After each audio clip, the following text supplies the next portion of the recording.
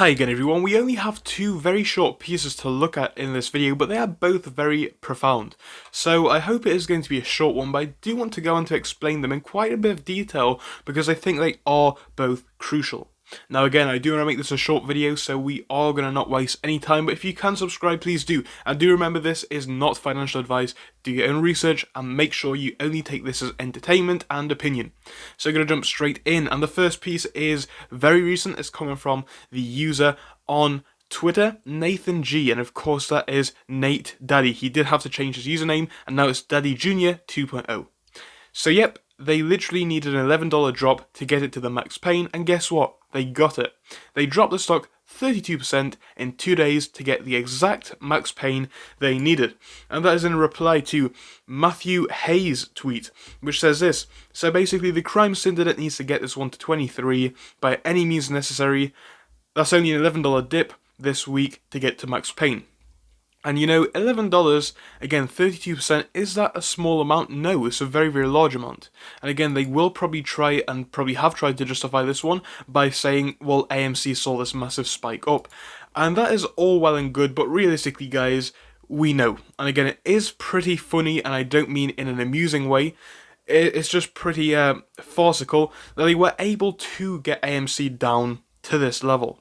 It really is surprising at this point. I mean, it's not really that surprising because we have seen this for years, but you know, the manipulation becomes more and more blatant. It really is, again, very farcical, I would say, that they were able to bring this one down specifically to the levels where it needed to be to save them from, obviously, the larger repercussions that they would have faced.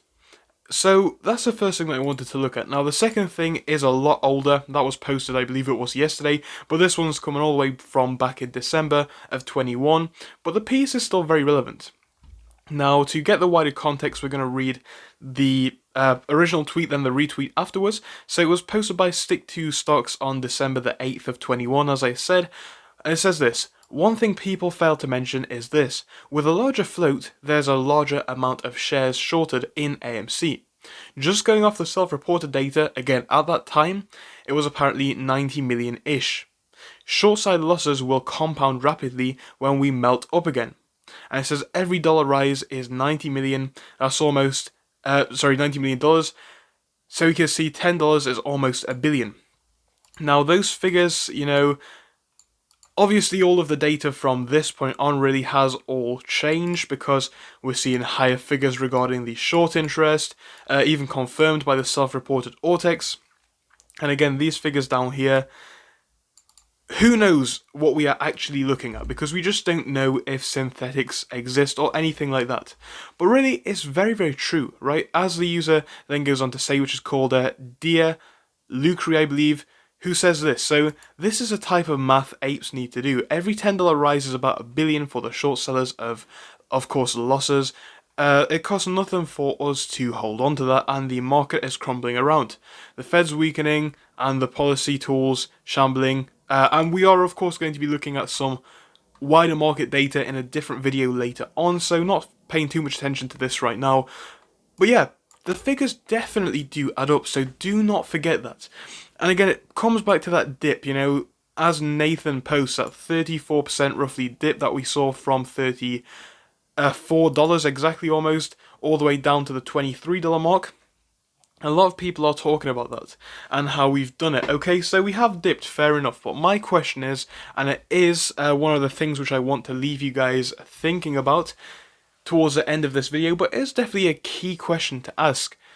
Sure, the price came down by however much in the past day, in the past week, but really at what cost was this to short sellers? And of course, at what cost was the rip? Now, I've been looking all over the place this week to bring you guys an article, and of course to read it myself, speaking about short seller losses that they have sustained on the day or the days around when AMC ripped up by 45%. Nowhere can I find a single article speaking about the losses from short sellers. But don't worry guys, just because it is not out there, or maybe it is and I was unable to find it, but from what I have seen, just because it's not out there doesn't mean it's not going on. Again, the media is a very powerful tool, but the media of course only shows you what the media wants you to see. And that is the intention of people like me and others on Reddit, YouTube, Twitter, and other sites as well. Whilst we are not advisors, whilst we are only people providing our opinions, that is what we want to do. And that is one of the reasons why I share so many different sources with you guys, because whilst I do make videos specifically highlighting my opinions based on what I am seeing, I also want to cover what others believe, because that really is crucial. It's about getting the message out there. And that's what we are trying to do here in this community and on this channel. So I'm feeling very, very positive, of course, regarding this week. As I've said, initially it was very easy to take the negatives from obviously the share price and the whole situation with the calls, but really look out to what we're actually seeing. AMC is still up on the month. It's really not looking that bad.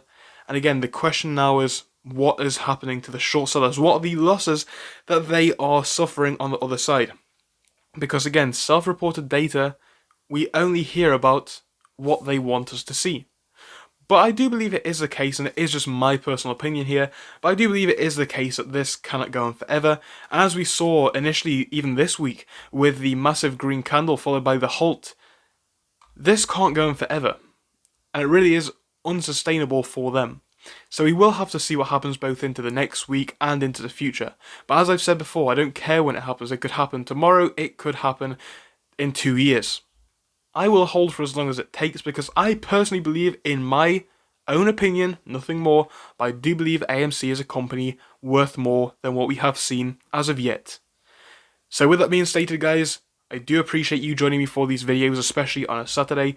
I am hopefully going to be back with you later on, so I'll see you in that. So thank you for watching through till the end, but let me tell you about our Discord. So on your screen you will be seeing the N2S Finance Discord.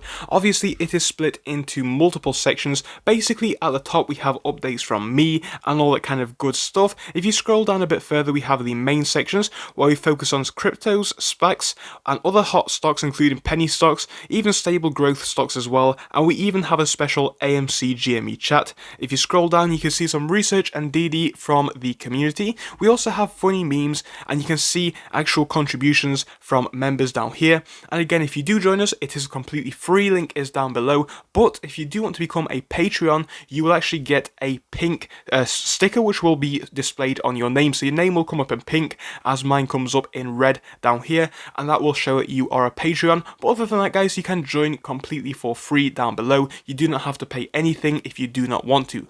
Thank you for watching, see you soon.